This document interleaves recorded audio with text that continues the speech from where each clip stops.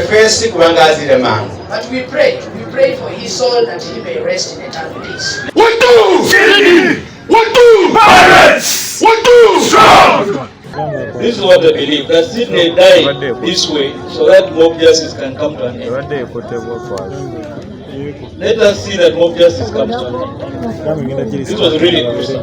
Omuwendo gw'abantu abakakwatibwa akubyekuusa kufa kwa gongodyo baweze 10 ng'era tukyagendera ddala maaso okuyigga bonna abeenyigira mu kutemula gongodyo Sydney. Ono atututte gye yali atutte t-shirt eno ng'ono yali agitutte waddobi okujooza saako n'empale gye yalimu ku lunaku olwo.